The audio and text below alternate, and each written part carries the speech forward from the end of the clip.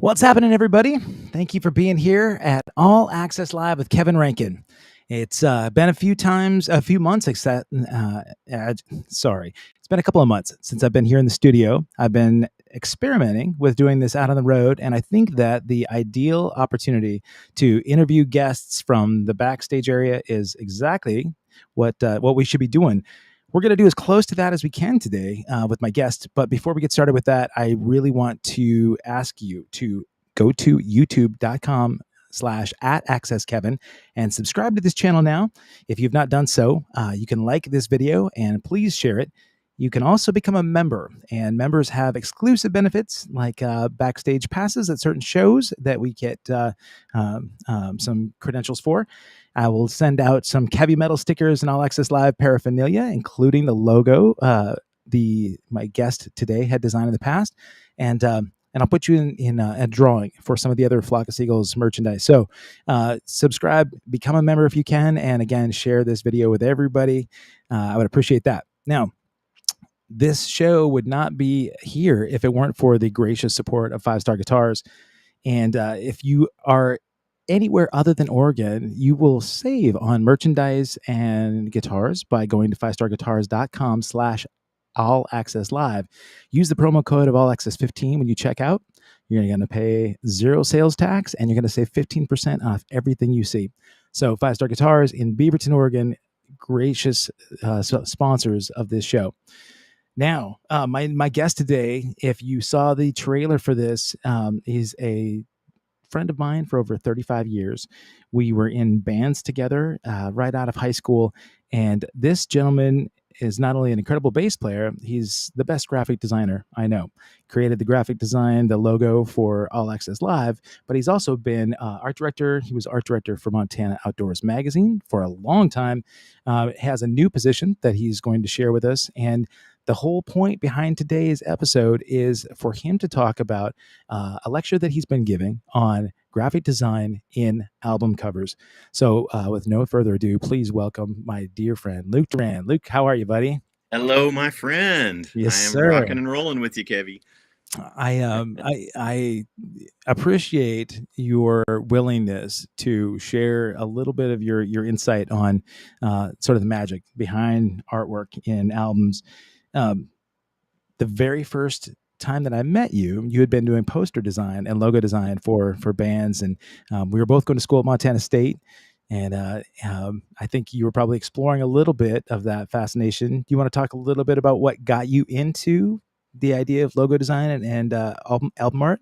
Oh, certainly. Well, I can even tell you my origin story if you want. Please. So that goes all the way back to when I was 10 years old. And I will bet, Kevy, that you probably have some kind of similar story. But I was on a school bus on my way to school. It was 1980. So I was, I don't know, maybe 6th, 7th grade, something like that. And this older kid on the bus put in an 8-track. You remember those? Oh. Put in an 8-track of Back in Black in the school bus stereo. And Back in Black had just come out, maybe a month or two before that. I grew up on classical music and a little bit of folk and a little bit of mariachi music. I had never heard anything like hard rock before. And so when I heard that bell ringing in Back in Black, it just blew me away. And then the guitars kick in. And I just needed to know what is this ungodly and godly sound at the same time. It just blew me away.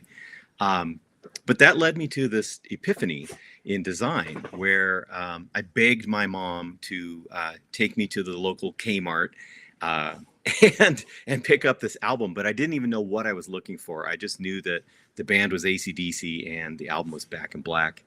And so we got to Kmart. I'd saved up my money. And it was one like this. And as soon as I saw this cover, I instantly understood this connection with design and music at the same time. Because on the original LP that I had, even the outline of AC/DC wasn't there. It was just, you could just feel it. It was an embossed logo with Back in Black.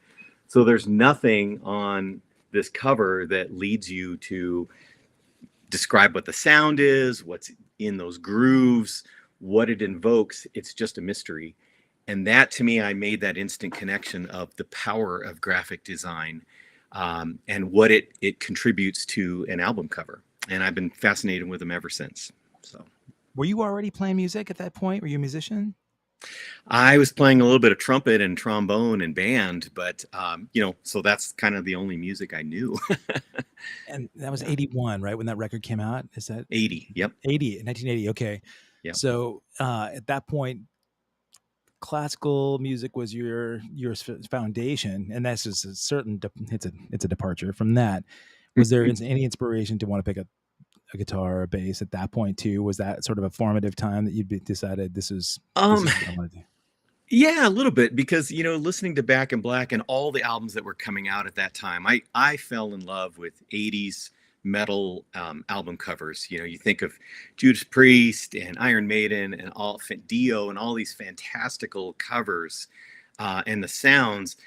My parents had this big bay window in their living room, and after they'd go to bed, I'd close all the doors and rock out and play to my audience. I was air guitaring, so Yeah. I kind of could feel the instrument in my hand long before I actually touched a real bass. But it How long was it until you picked up a bass? was probably it'd be another 5 or 6 years. But in the Okay. meantime, my peachy folders and my notebooks, I was already recreating those Dio logos and drawing Oh yeah. mythical beasts and learning the fundamentals of graphic design when I didn't even know it. So I was Oh, I was practicing typography way back when, and when I got into just marching band and symphonic band in high school, they actually had a bass guitar there, and I would check it out on the weekends and started to play along and find my way to bass. oh, I know that yesterday on social media, you made a great post about it being the 40th anniversary of the Iron Maiden record Power Slave.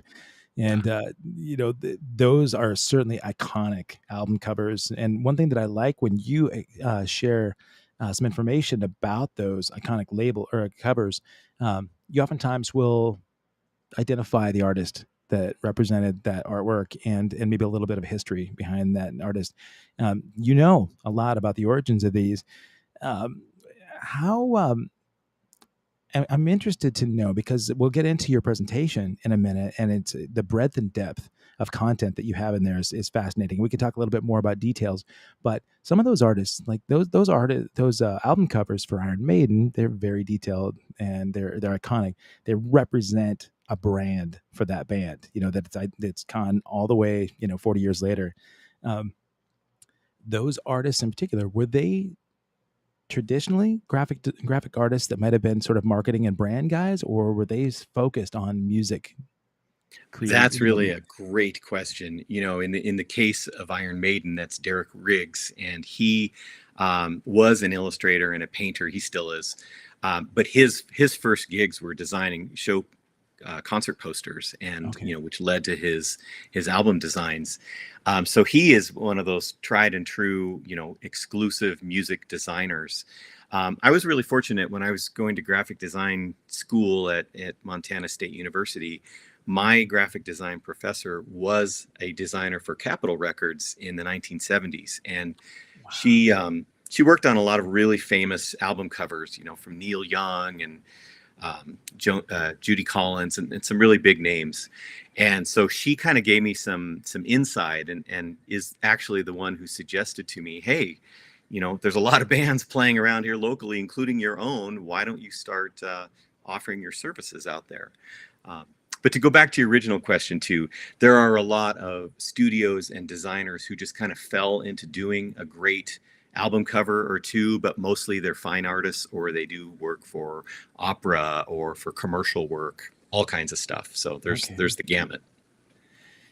The first time that I heard sort of word about you collecting and assembling a lot of this iconic work you put together, and maybe this is not in the same sequence, but I saw that you put together a Facebook page that was a dedication to album art love, and you started just uploading it and talking a little bit about each of those pieces. What gave you the idea to take this to the next level, where you could actually go out and lecture with featuring some information about those artists? Yeah, well, that's another great question. So on the Facebook page, My goal was to highlight really great looking album covers in all kinds of genres. Even if it's music I don't listen to, I can still definitely appreciate and admire a great album cover. But not only did I want to highlight the artist or the musician, but the creatives, the people behind the album cover. So on that Facebook page, I'll list any photographers involved, art directors, graphic artists, painters, illustrators, and I try to give full credit to everything I can discover about that album. And then I have to thank my friend Renee Rummins, who you also know really well. She's here in the She chat. kind of had a vision to take this to the next level. Thank you, Renee, where she reached out to me about 6 months ago, looking for ideas for an art exhibit. And she kind of had a really tight timeline and wanted to put something together and asked if I was interested. It just kind of clicked in my head. It's like, yeah, I can turn this Facebook page, this collection of albums, into a physical display. And so she was really gracious in allowing me to do what I wanted and put up. What I did is I ended up putting up 20 albums, and to give this exhibit some logic and some structure, I came up with 20 categories that each of those record covers that I chose signifies or symbolizes one of those categories. There's nothing scientific about it. It's all subjective. It's albums that speak to me, and then I just tried to find common threads artistically through those categories. Right on. I love it. Yeah. Well, let's get into it in just a second. I'm Yeah. going to for just a moment, I'm going to fire out the presentation and take myself off camera for just a moment. If you guys got here just a little bit late, I would ask that you do me a favor. I'm going to put this link again here. I want you to subscribe to the channel. Go to youtube.com/@accesskevin. Subscribe. Make sure that you like and share this video. Some really, really cool content that's just coming up in a moment with Luke. But I need to shut my blinds because the sun's coming in and blinding me. So I'm going to take myself off camera and I'll fire up the presentation, and just don't go anywhere. Be right back here with Luke. One moment. And let me chime in while he's closing his blinds. If you are new to this channel, you got to go back. I mean, he's got years of fantastic interviews, some really profound interviews with artists, people that are even no longer with us now. And I've learned so much from Kevy's presentations, some from several years ago and some even more recent. He did one with, what's his name? Mickey, the singer from Jefferson Starship, that just blew me away a couple months ago. It was really, really good. So keep it going, Kevin.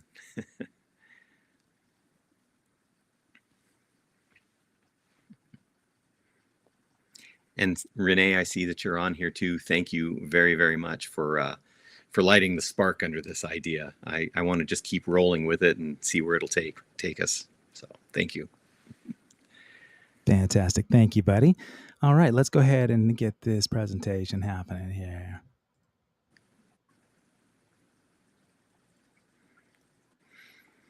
And honestly, Kevin, if I start to blather on, which I tend to do on an exhibit like this, just rush me along or just skip over me or Sure. mute me. You bet. No, that's okay. There are just so many cool covers, and I love to hear a little bit more about your delving deep into the background. So let's take a peek here. One sec. All right. So I like to start out this presentation with one of my favorite personal albums, The Cars, their first album from 1979. But one thing to keep in mind when we're talking about album love, vinyl album covers, is that people who grew up in the 50s and 60s and 70s and even into the 80s, like us, we're familiar with this format, with the 12-inch vinyl cover. And that's a big chunk of real estate to put your artwork on.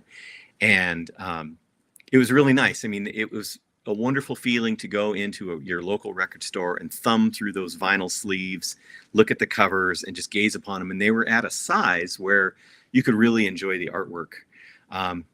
If we go into the next slide and see how things transitioned in the late 70s and 1980s, we downsized our media to 8 tracks and compact discs, and then even smaller into cassette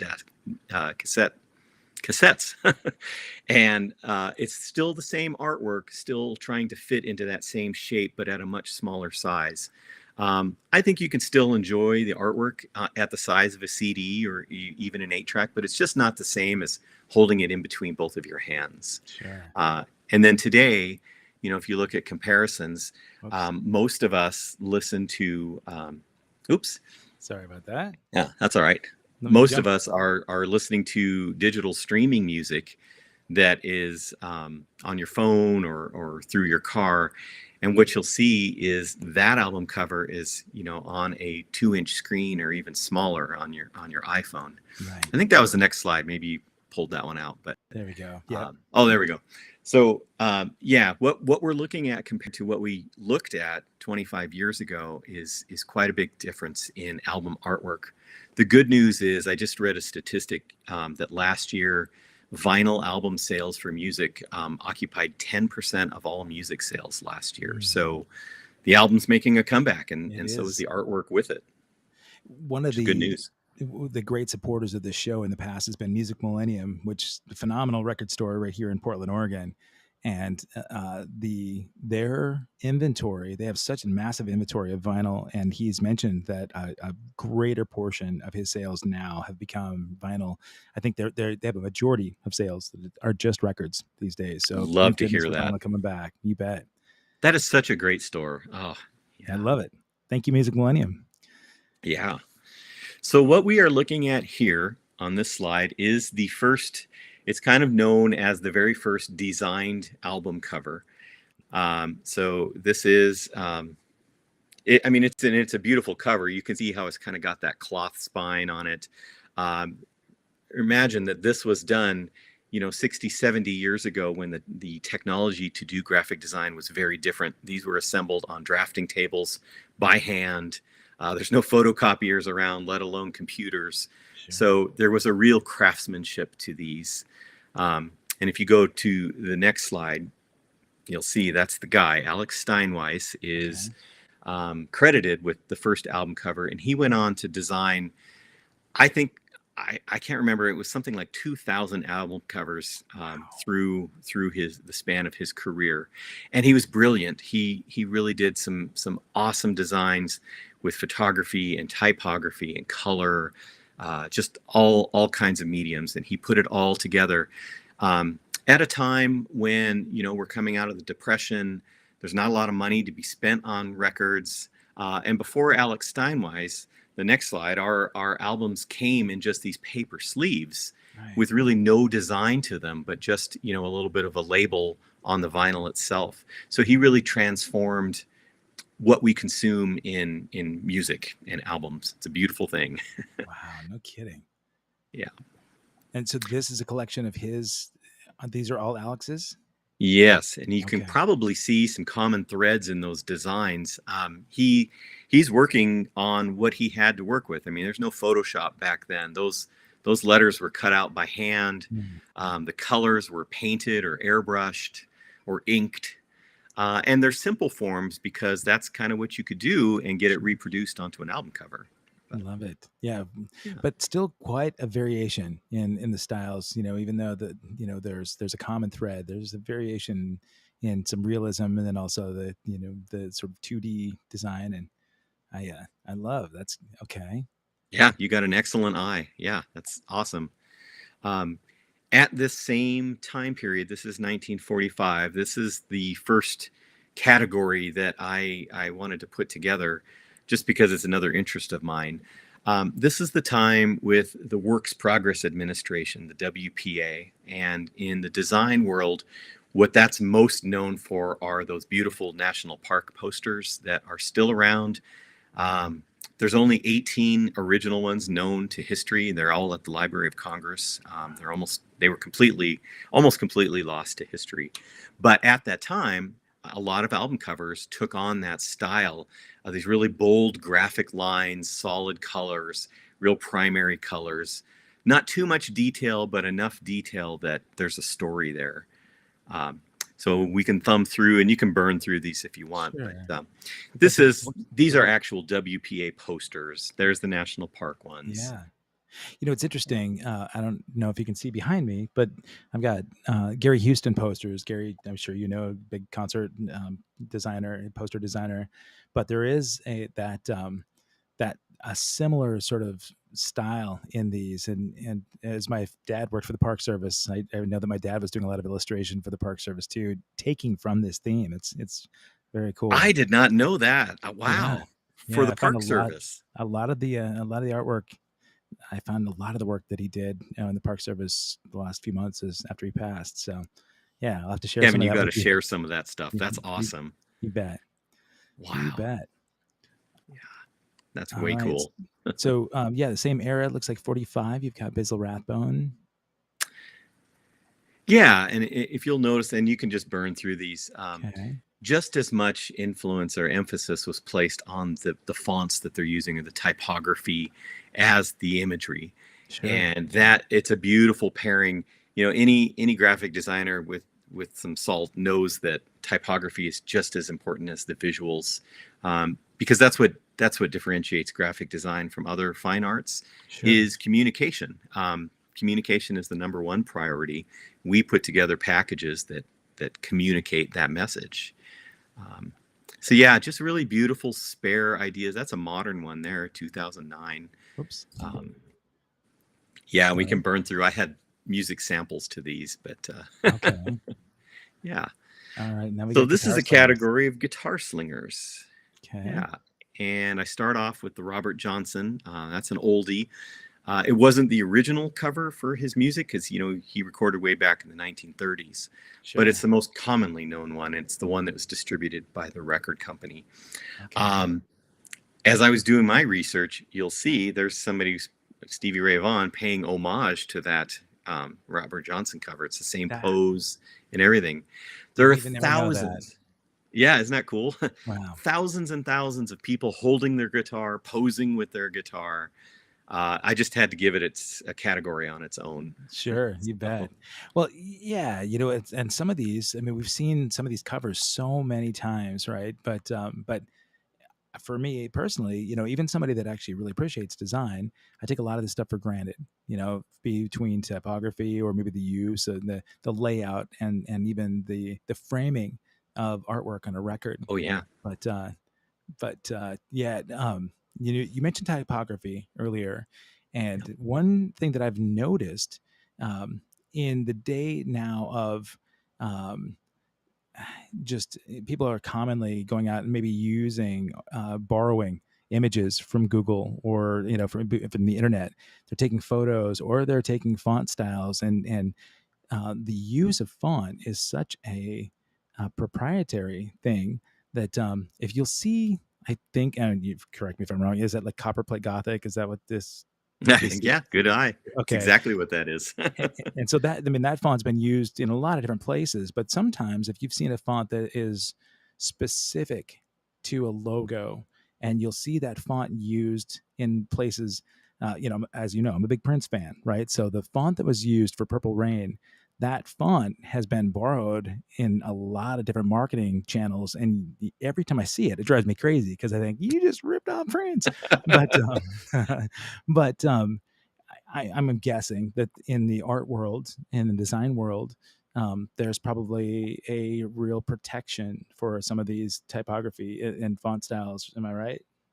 It's really hard that's a slippery slope because, if you're rich and famous, if you're Taylor Swift or Metallica or something, you can commission a graphic artist or a typographer to create a font for you. And that's proprietary and it's never shared and nobody else can use it except you. Um, in the case of these, copperplate was a widely available font at that time and everybody had access to it. So they don't really own that font. And Sure. you have to kind of look at it as imitation as a form of flattery Sure. because, it's what you do with it. But yeah, I can see if you put a lot of thought, like, Iron Maiden's a great Oh, example. They yeah. have that really distinct logo and they've built a whole typeface around it, a whole font. But there's other people using it now, and there's Right. really nothing you can do with that. But if you think back, even today, but more in the 70s and earlier, a lot of times the musicians or the bands really had no say in what their album cover was going to look like. It was the record company that was hiring the designers and the artists and assembling the package, Right. and they might not have a lot of input into what the record company came up with. This might be a good example. I don't. Who knows if John Denver had any say into what that cover looked like? Right. Is that Cooper? Is that font? It's similar. Yes. Yeah. It's Okay. Yeah. called Cheltenham. Yeah. Okay. Cheltenham. All You right. you know your fonts, man. Well, um, as I said, a lot of the album covers, there's a mix of some that are so commonly seen, that they were widespread and sold millions and millions and millions of records. Things like the Beatles, right? You've seen those covers a million times. Some of the more Yep. obscure albums, I like that you have them interspersed. This font treatment, the typography, right, with Al Di Meola, Elegant Gypsy. I mean, the font itself is very elegant, right, and it represents that same sort of Yes. symbolism. One of the questions that I was going to ask you, and I just referred broadly to it before we went live. Sometimes when you look at an album cover like this, just because of the use of the font and the treatment of the characters in the front, without ever hearing the music, you kind of feel like you might know what it would sound like. Oh, Um, yes. and you wonder, is that the marketing group at the record label, or is this the band saying, no, we're going to avert? It's an overt method to try and describe what you're going to hear before you actually put on the needle to the record. Yes. Oh, yeah, you nailed it.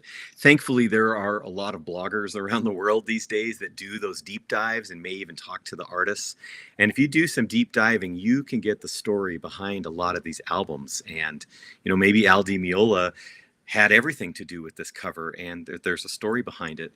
Another one that comes to mind that's kind of similar to this is Rumors from Fleetwood Oh, Mac, one of the right. most famous album covers of all time. There are in-depth stories from the artist, from the designer, on how that came together, and Really? they're fun to read if you geek out on this stuff like you and I Yeah. do. Well, honestly, there was a arts and culture festival in Lake Oswego, Oregon, here last summer, and they reached out to pair an album cover with the story behind the artist, and reached out to me to see if we could get the original designer for the first Flock of Seagulls record. Oh, cool. And so I did an interview with him, and he gave a synopsis, and we condensed it down into just a short brief that they presented in person. But yeah, I was fortunate enough to have access to that person, but a lot of people might not have, maybe they're a massive Emmylou Harris fan, and they might not have access to find out who did the cover of Blue Kentucky Girl, and what was the meaning behind maybe this um, trying to think of Yeah, the proper word for the whorehouse. concept, I guess. Or Yes, yeah. But and when you do your lectures, I mean, we got AC/DC for sure. The iconic thing with lightning bolts, right? That is such a token brand that AC/DC seems to have. Oh, yeah. Plus with the current, right?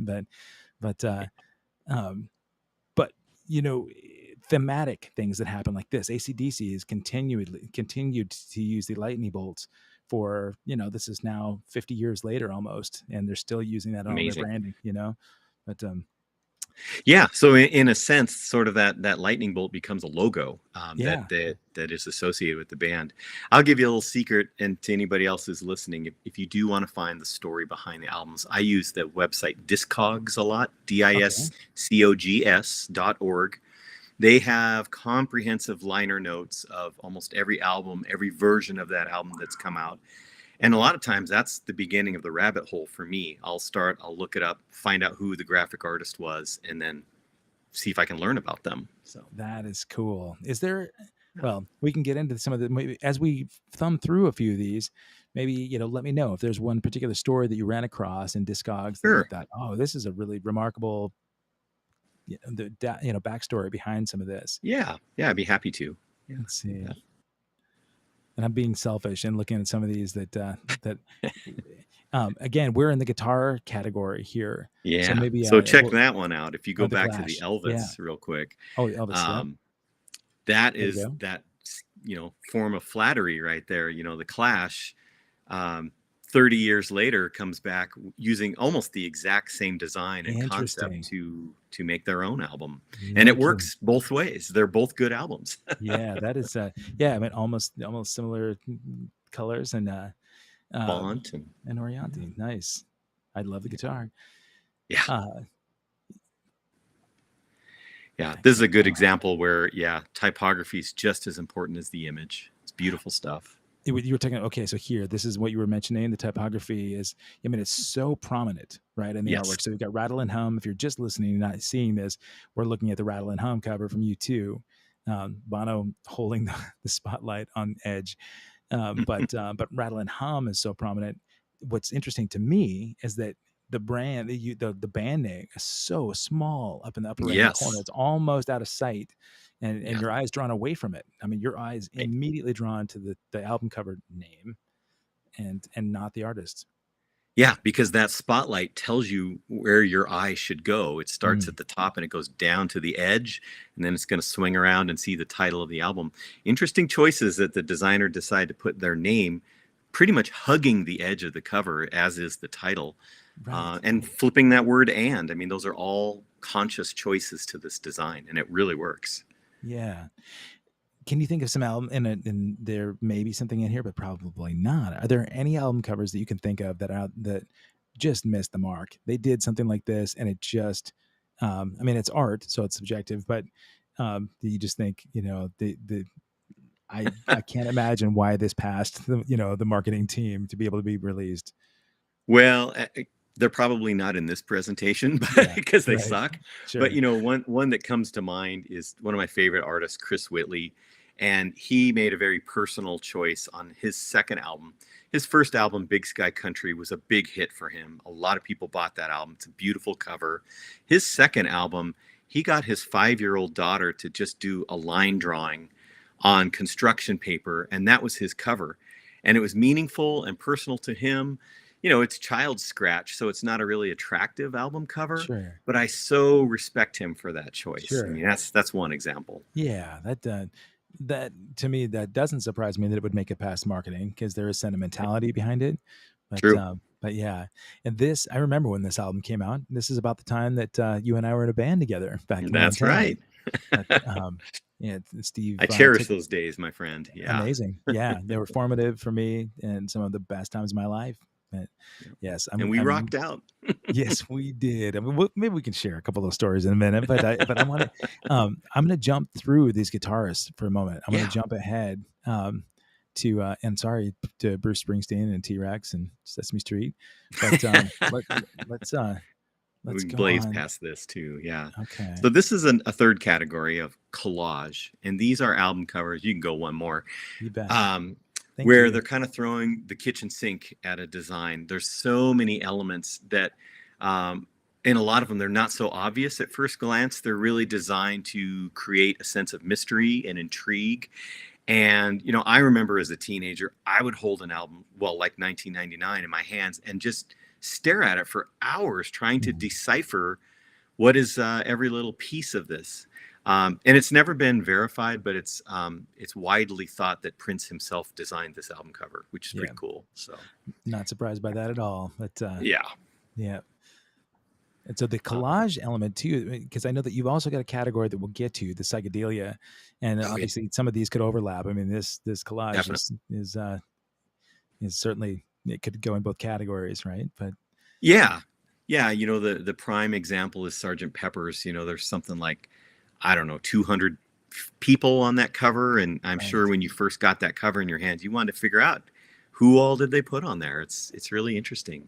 yeah, is that one in this selection? Oh, I can't remember if I put any Beatles covers in here, to be okay, honest.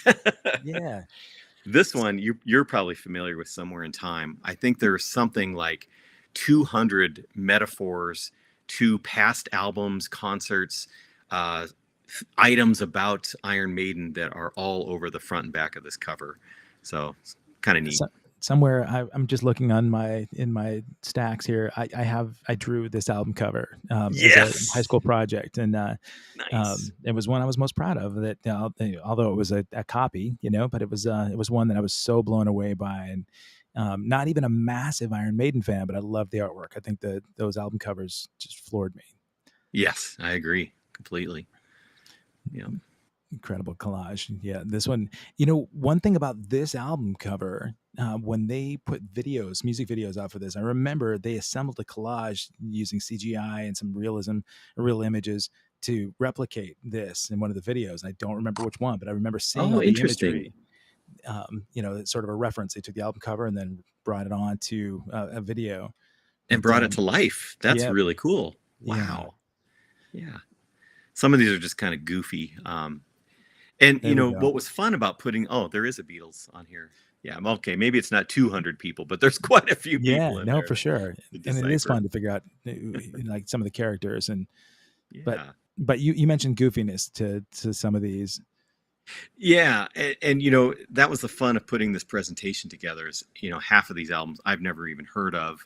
And I discovered a lot of new music, both, the audio and the visuals, looking into this stuff. I'll bet. Did you hit record stores and take physical copies, or were you just looking online?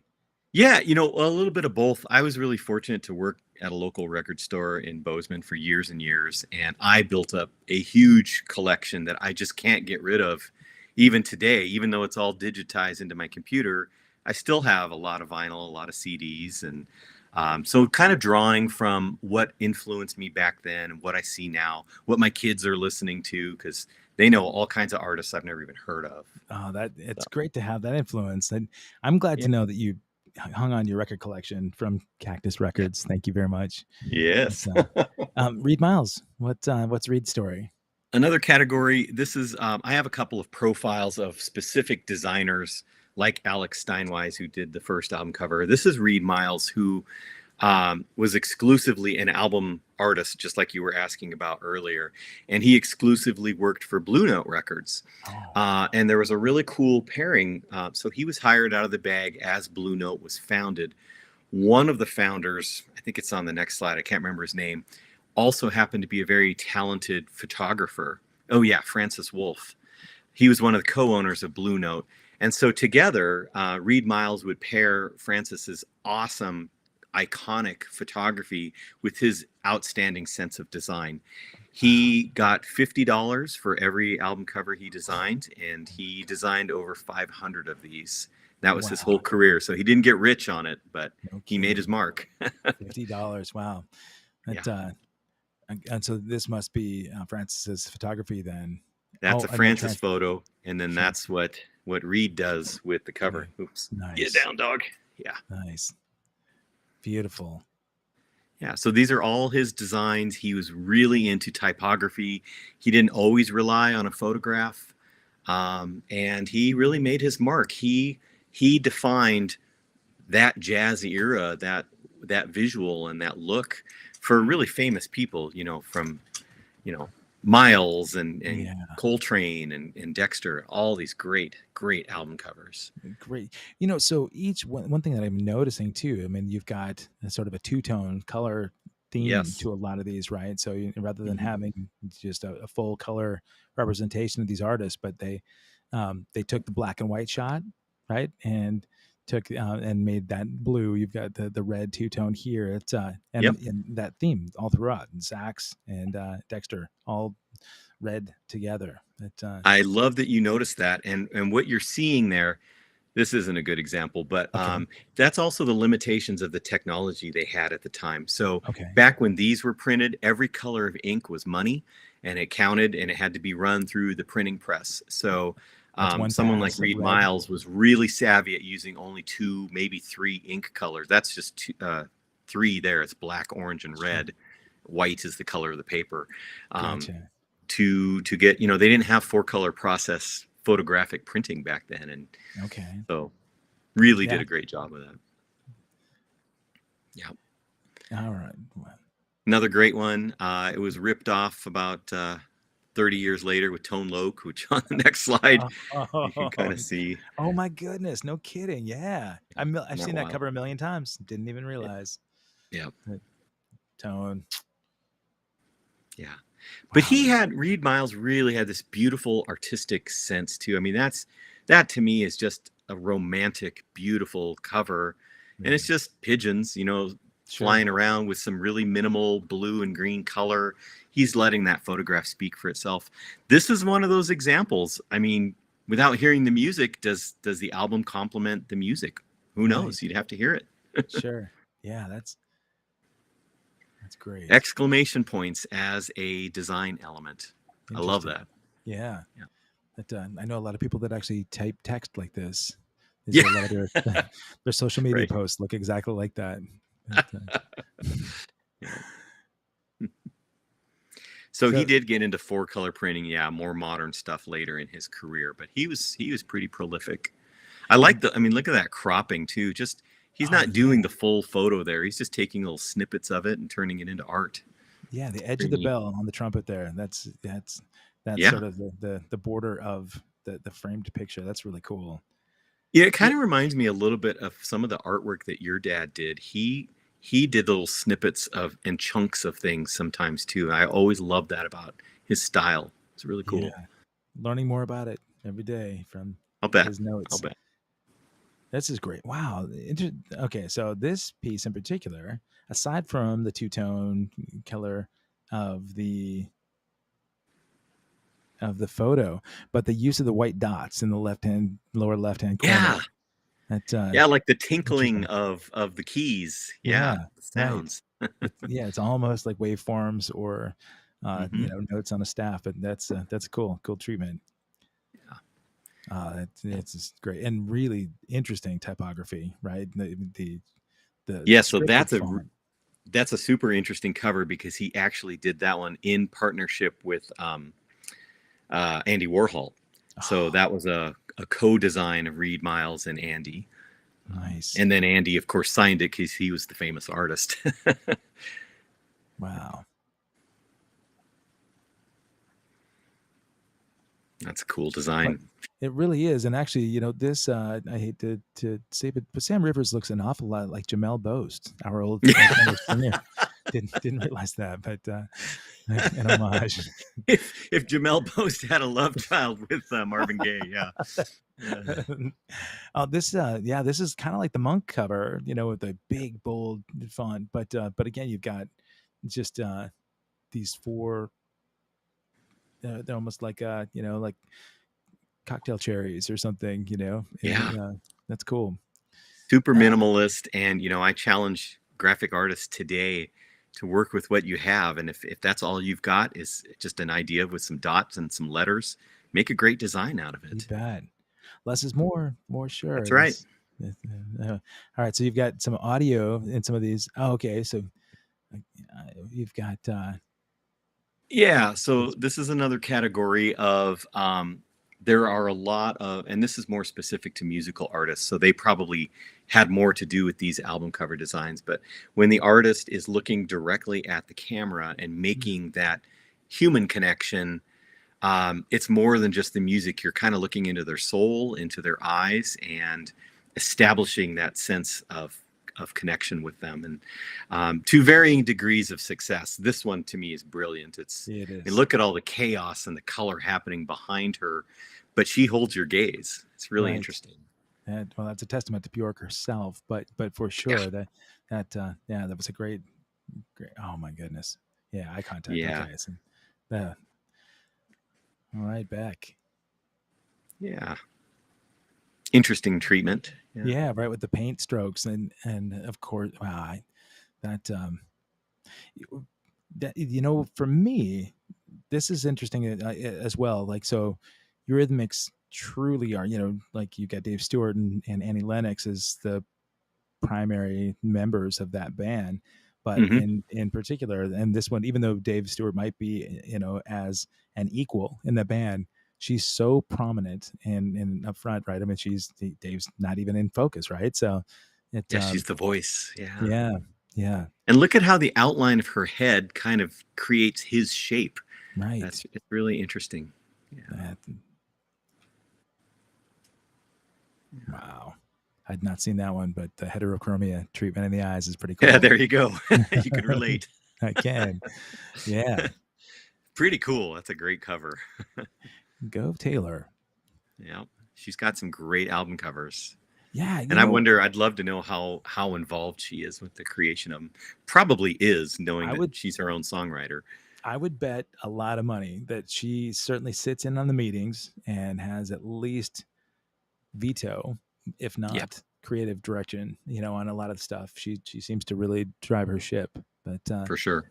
But the so the type treatment, you talked a lot about typography, right? And so these type treatment, these are all different newspaper type fonts, right? Hmm. From New York Times and a lot of the other prominent papers. It looks like they've sort of nodded at all those different treatments. But I'd Yeah, never studied that cover before. But Taylor yeah. in the And what? wake of paparazzi. Yeah, it's so interesting. Yeah, it's exactly. It's like tabloid and media on the right hand side, but then the designer or her has chosen to use this old English Gothic font for the album title. I don't see the connection to the media, maybe to like an old style newspaper masthead, but what I do see, that I really like about using that old English is that those letter forms kind of complement the shape, the roughness of her hair and her makeup and Yeah. her features. The shape of It her really lips and works. cheek. Yeah, the chin. Yeah, that's Yeah, interesting. Maybe we should have Taylor on. We could talk to her about this. Like, yeah. anybody has a connection? I'll be in Nashville in a few days. Maybe I can pop in and see her. That would be a coup if you could Oh, score that one, man. I recognize this Janine. cover and Yeah, Janine. Yeah, she's gotta a love neighbor here. Janine. She lives here in Is she Beaverton. really? Yeah, Oh, funny. yeah. Anyway, but It's an iconic cover. yeah, the eyes. Yeah. Anyway, okay. Moving on. Lady Gaga. Again, she's another Yeah. one that probably had some effect on the outcome of the album cover. Yes, and that I should know the name and I'm forgetting it right now. But oh, Jeff Koons is actually a world famous pop artist, kind of like Andy Warhol was. He does a lot of those like inflatable balloon dogs kind of art and stuff. And she commissioned him to build this album cover. It's really Oh, really? beautiful. Okay, Yeah, that's great. classic cover. Yeah, and the masked. One thing I never noticed before on that album cover was her hand tucked into her pocket on the highway there. Yeah, I that's never even cool. noticed that. Wow, I guess I hadn't either. Yeah, interesting. Yeah, Joni Mitchell, awesome, man! What an amazing cover. I've got that record. yeah. The Miles Davis Yeah, cover. yeah, Yeah, it's brutal almost. It's just so honest and raw. right. Yeah, everything about him. Yeah, NWA. Oh, yeah. yeah. Yeah, so you All got looking at the camera. exactly. Yeah, I mean, you talk about intensity of the stare and the gaze. And you have to think of where the viewer is, probably on his back on the ground looking up. Yes. Yes. Interesting. I'd not seen this cover before, but there's a lot going on. Yeah.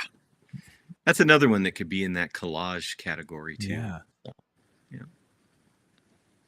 Great record. That you know, well, the black and white flag, American flag, in two tone. I've seen this a lot in the last handful of years. I know that you're a big Living Color fan.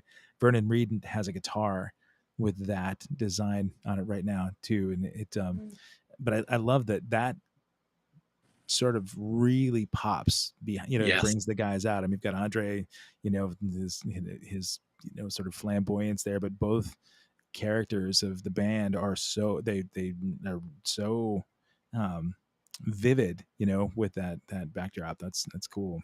Yeah. I think there's a tie-in with that one to Sly and the Family Stone. They had an Oh, old album cover that had 6 pointed stars, but in the shape of an American flag. It's really interesting, and oh, it seems nice. kind of like homage to that a little bit. But Sure. who knows? Anyway, here's our Yeah. favorite artist. Yeah, Yeah, man. There's so much about Prince and the aesthetic and the design, right, that went into everything from like the shape of his guitars, and this particular movie that this was the soundtrack from the movie, and that movie was really an art film, And Yes. some of his attempts seem to have been commercially successful and some not. I don't think this movie did very well, but purists, of course, really appreciate the fact that he took a risk with it. Yeah. Yeah. And it's a gorgeous, oh, I can't think of her name now, the famous portrait photographer from New Annie York. Leibovitz? Yeah. It's an Annie Leibovitz Okay. photo. So, Okay. I yeah. didn't know that, but it makes sense. It looks like one of hers. Yeah. Sade. Nice. One of my favorites. Yeah. Yeah. This isn't, yeah. So you've got this as the personal connection, the gaze and the eye to eye, but that's almost so out of focus, right? It's the diffuse Yes. like that, but the logo, big, or his name, like just big and big, or his band name. Yeah. Isn't that interesting? That's almost like you don't even have to look into the eyeball, the white of the eye. But there is a gaze that you can't Sure, take your eyes away from. It's really cool. that's true. Yeah. Let's see. So, Yeah. all right. So your next category must be, oh, okay. You got This is typography. There you go. typography. All So, right. yeah, just letter forms themselves. They don't even really have to have visuals associated with it. Some of them are just letters, beautifully arranged, beautifully, mastered with color and style. And that mother and child, as I put that in there, it's just a really famous logo from Herb Lublin, one of the godfathers of graphic design. And using that ampersand as a baby is just such a cool choice. That really It's is. brilliant. Well, so typographies have been a big part of design that I've seen you work with, and something I was always fascinated with. The first, well, it's sort of, I guess, the second band that you and I were in Slam. You came up with a whole bunch of different logos and some of the font choices and the designs that you put together. The typography was such a huge part of that band's logo and identification. I always wondered how much rendering were you doing with typography versus just taking an outright font, and just massaging that to kind of work, or Yeah. you just draw from scratch? So yeah, that's a really good question. That was that Slam logo when we were playing back in the day. Macintosh computers were really, really new. They were out, but we weren't really using them as design tools at the time. And so I was hand drawing those with pen and ink. Um, there are typography books out there that you used to be able to buy, and it was just you'd flip through the pages and it's all these alphabets, and it's what sign makers would use, cartographers, letterform people. And so I would just stare at those letters and try to recreate them from scratch with a pen. We did have photocopiers back then, so this is like late 80s, early 90s. But we weren't typesetting on computers just yet. So Okay. they're labors of love for sure. For sure, hundreds of hours, if not more. Yes. Wow. Isn't So, that beautiful? So 1960, yeah. wow. And And just filling in the negative space of those letters with some color or reversing Mhm. the type. And he's made this gorgeous composition. that I can anticipate what the sound of this orchestral record might sound like just by Yeah, seeing the cover. Yeah, this is great. love it. Already shot. Yeah, I mean, I've seen this record cover a million times, right? But yeah, the transparency of the letters is really interesting and not So this is seen very often. no, and this is the early 1950s, and the printing process back then is you would use this stuff called vellum, which is a transparent film, and each ink color, it would have its own layer of vellum, and they would overlap those. That's what created that ink overlap. Wow. What's really interesting is these days that's a design technique that people have re-embraced and are doing it with Photoshop these days. That overlapping of Mhm. colors, even Apple computer uses it a lot, but it's a cool technique. It is. Oh, there's your album cover. Yeah. So Yeah. as you mentioned, that original cover, the AC/DC, the outline of that wasn't an overt color. It was just the embossed, and so it was lifted off the actual physical copy of the record. Exactly. And the back in black wasn't that gray either, was it? Was that No, and also? it's not even on the copy that I have here. But yeah, you're right. Even this didn't have a white outline. And so it's completely tactile. I mean, you felt it with Right. your fingers, which gives this other dimension to feeling this music and plugging into it, which is really cool. Amazing. Yeah. Wow. That looks like it would be embossed, and you could actually, it's very three-dimensional, and you can feel Yeah. the liquid. Yeah. That's when Photoshop started to come into it. Right, for sure. Yeah, this um, is a great one. I remember when this came out, it looks just like card stock and but that's the album cover, but it looks like it's the back, right? Of the yes. Yeah, Isn't that brilliant? yeah. It's almost like an industrial packaging kind of design. And that designer, I'm missing her name right now, but she's actually from Portland, Oregon.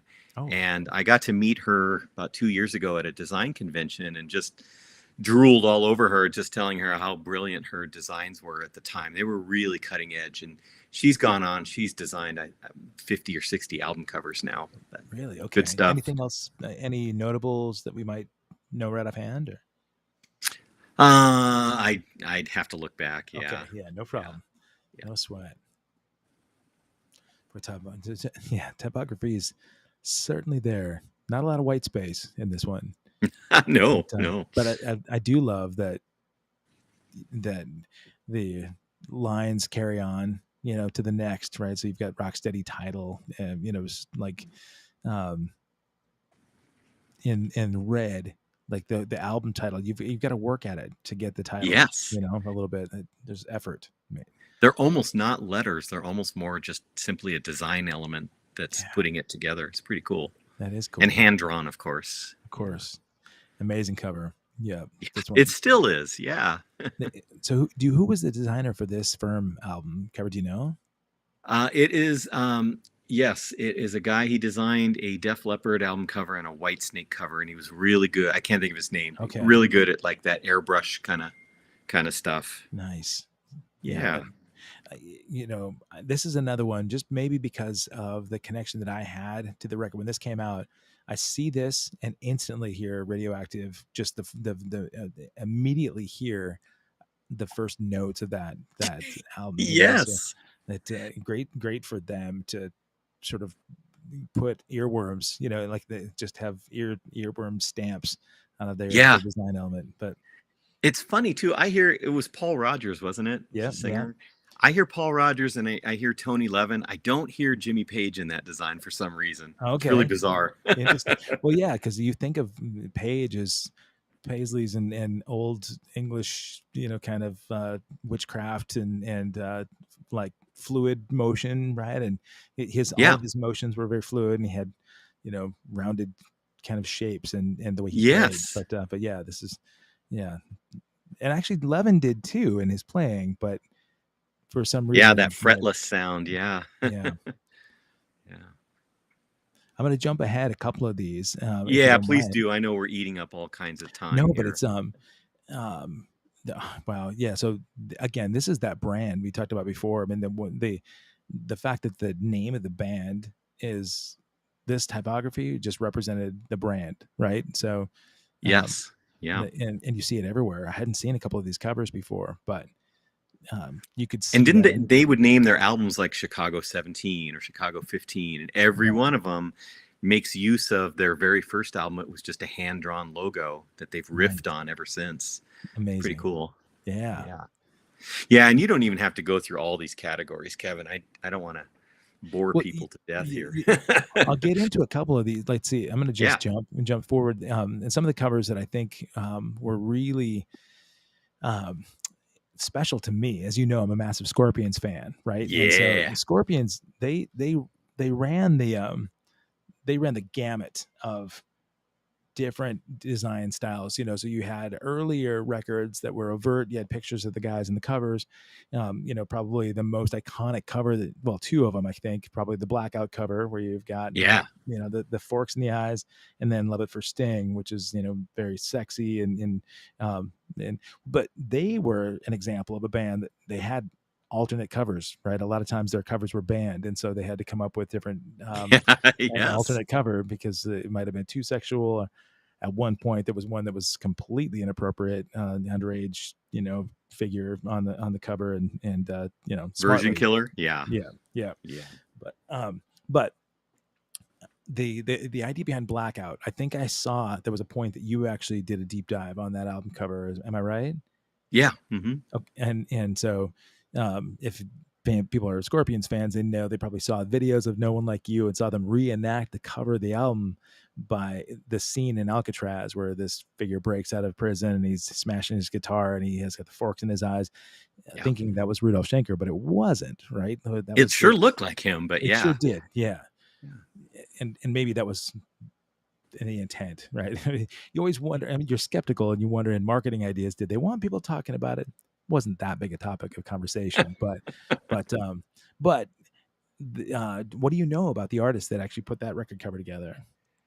It was a German artist. I can't think of his name, but I did just recently see an actual photo that the artist, the painter, used as the model, and they literally did rig up forks in this model's eyes and use some like duct tape or something to hold them in place. There is a photo floating out there.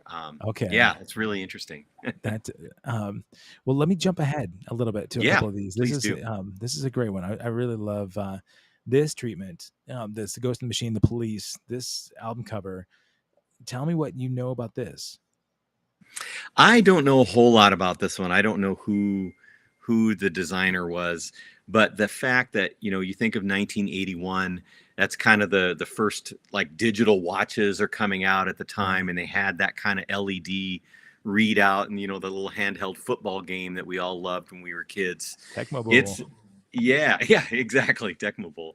It's kind of a riff on that, but it's so brilliant in that they use those LED forms to create their faces, and it's very obviously Andy Summers and Sting, and it's just Stuart Copeland. It's amazing. Yeah, that is. I remember that being a trivia question actually, and I didn't know it until then. After the trivia question, they pointed it out, and then I can't not see it.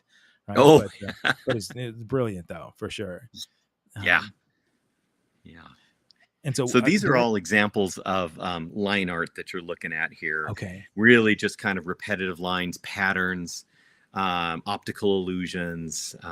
That's a great one. That's Tame Impala. Amazing. Yeah, just really cool stuff. This one in particular, and you and I have talked a lot about Escher in the past, and Mm-hmm. I don't think this is an Escher piece, but it it's got a reference to that dark, sort of.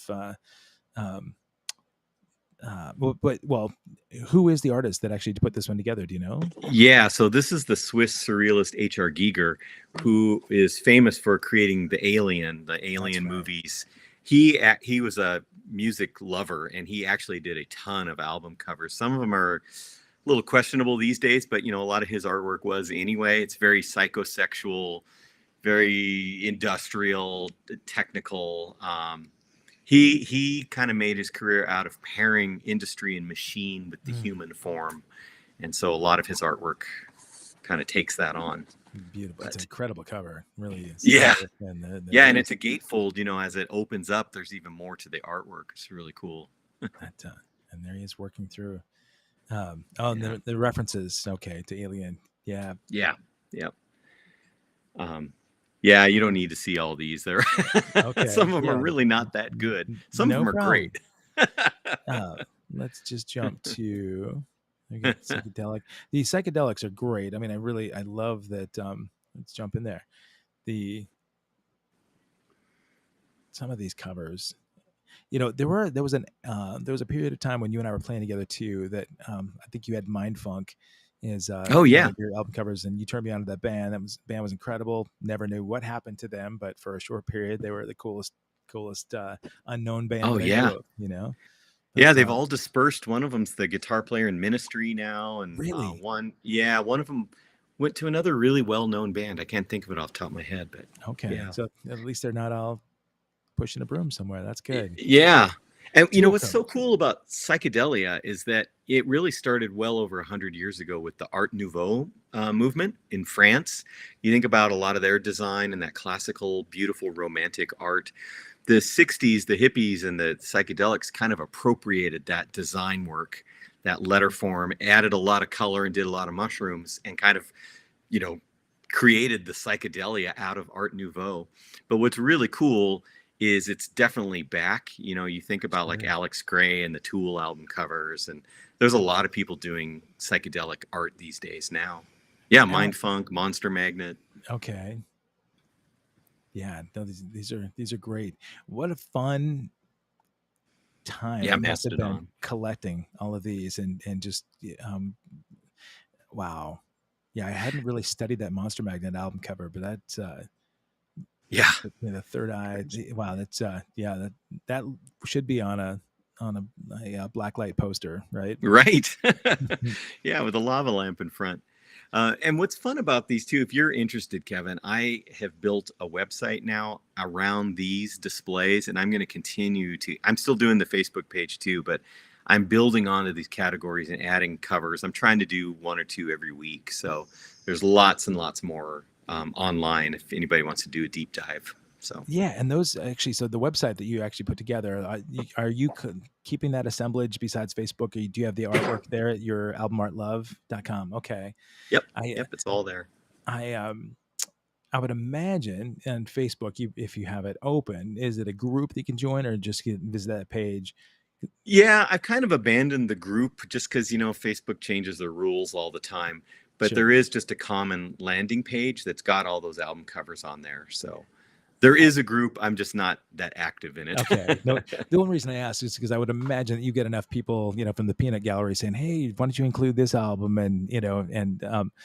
um, you know, as I Some of them kind are of brilliant suggestions, though. sure, well, They're like I great. can recommend all the Scorpions records and Prince Yeah. records, but as I look back here in the chat, I can see it. I'm sorry for neglecting you guys. I see Steve Blaze there from Lillian Axe. So Steve, I'm glad to see you here, buddy. Yo, Steve, rock Uh, on. like Lillian Axe is out on tour again this year, coming through Portland of all places. I'm looking forward to seeing him. I was a big fan of that band, and the I had him on the show, and we talked a little bit about visual stuff because that band technically were phenomenal musicians, but their Oh, band yeah. came out at a time when everything visual was all about the aesthetic. It was the hair and clothes, and so they got sort of panned into that category where it was all about being pretty and not about Yeah. substance and the But song. they But had some great album covers. I mean, I'm ashamed to admit I only have them on cassette, but yeah, they're yeah, great. There's some great, really good artwork. for sure, for sure.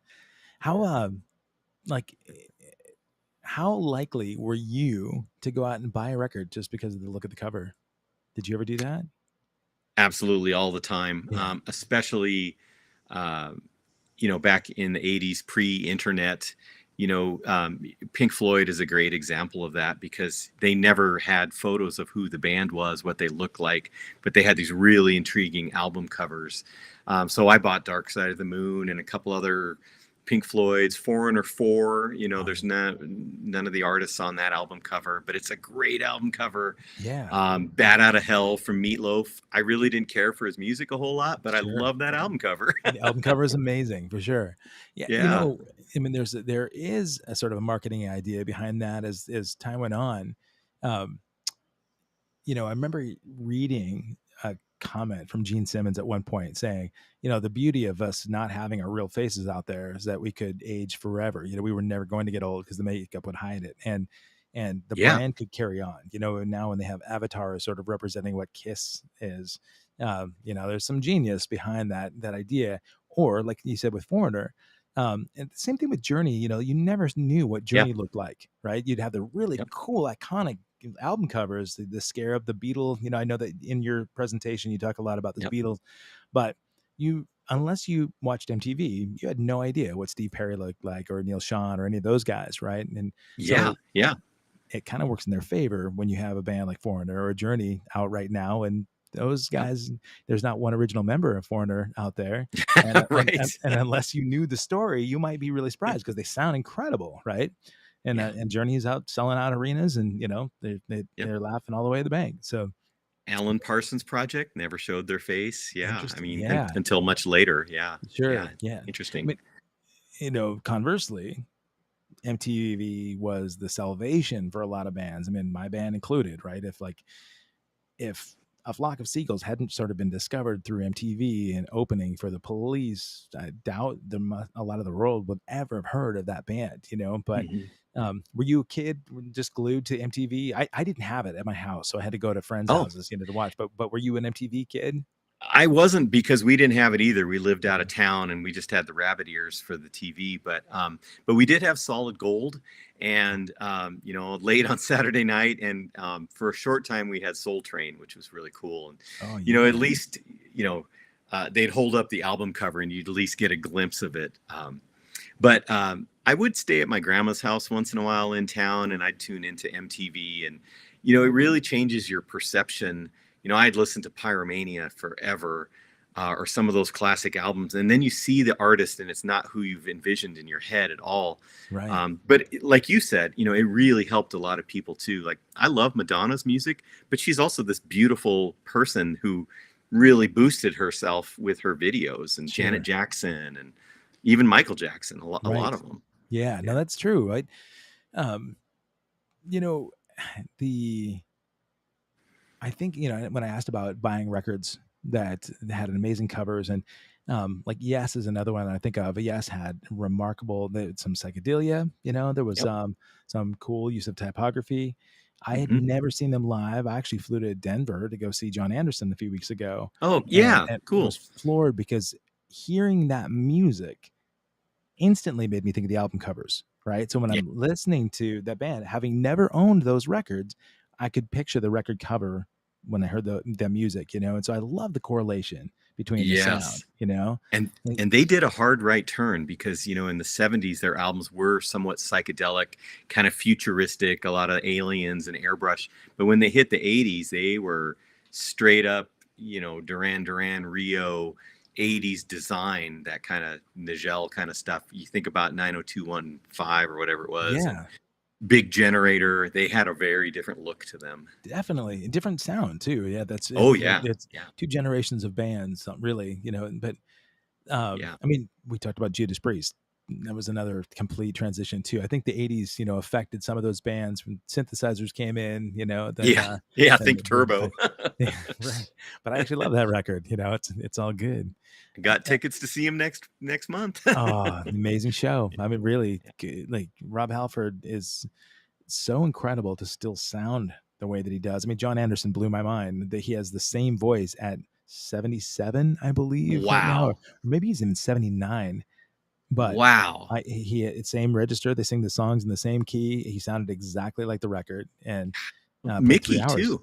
Yeah, Mickey Yeah. Thomas. I mean, you saw him on the show here. I don't know if you watched Yeah. the episode I had, but Oh, it's fantastic. I begged him, right, to just sing a cappella, and he did it, and it gave me goosebumps. And seeing him do that live, there's no magic. There's no studio magic behind it. He just He can has do that it. gift, and yeah, I Yeah. mean that's a rare thing, right? That not everybody can do it. But Yeah. how about you, as far as you've done this deep dive, and you've shared a lot of this information with people about meaning behind the album covers, and maybe giving them an opportunity to kind of to look beyond just the surface.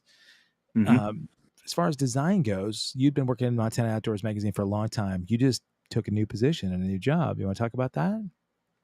Oh, sure. Yeah, it's a little tangential to this, but yeah, I designed Montana Outdoors magazine for 22 years and had never done magazine design before. So that was a fun education, and really cut my teeth on it. And I've enjoyed it. What I love about magazines is every 2 months you get to go back and recreate it all over again and learn from your mistakes. So that's what I loved about working for a newspaper too. You get to continually improve upon your work, much like a musician. You get to go back, record another album, write a new song. But yeah, so I just recently left there.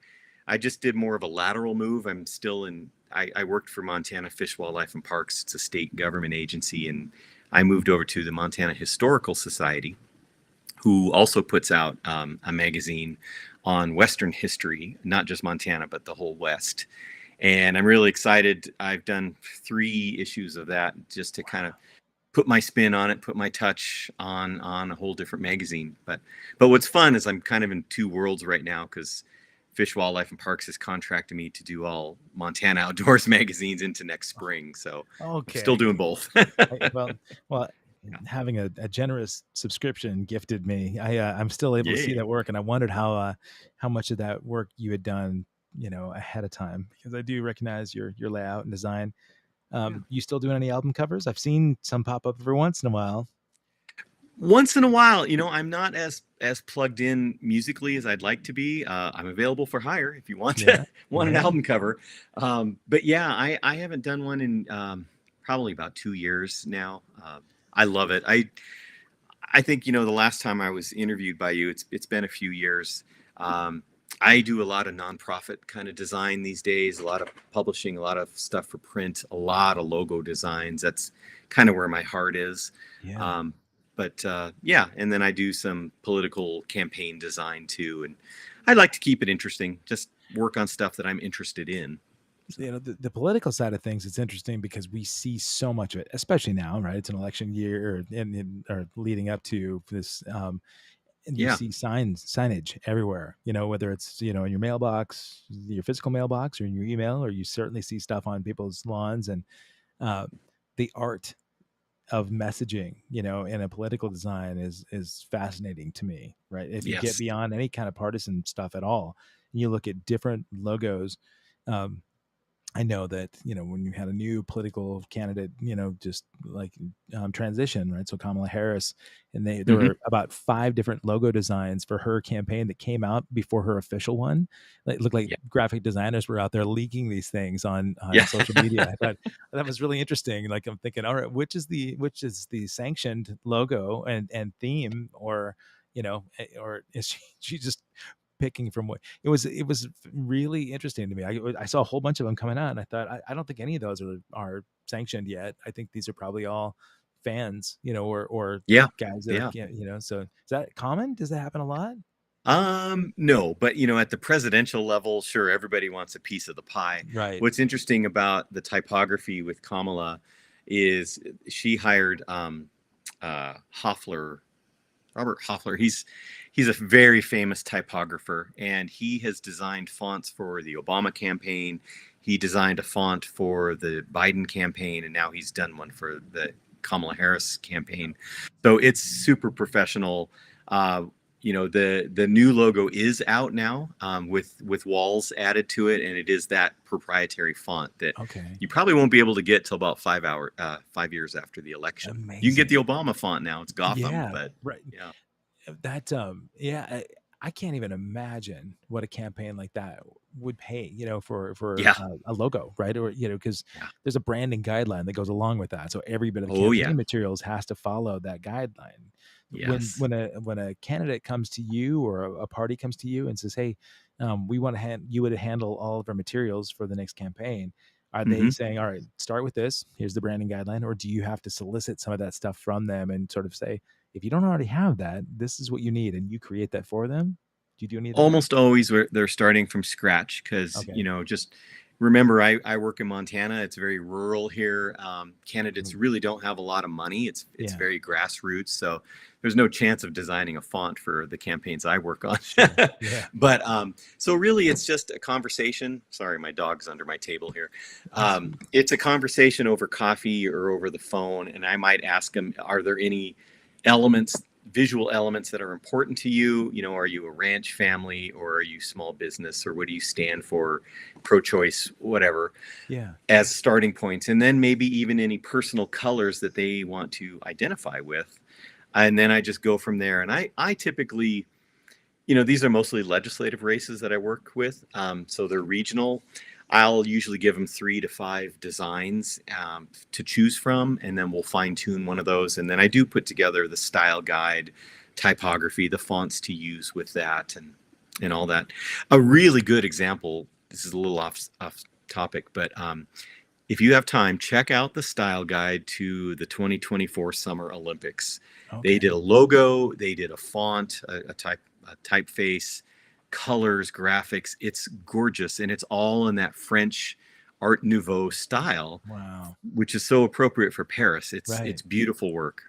Yeah. Yeah, I love that. I think, I'm a football fan as well, NFL football.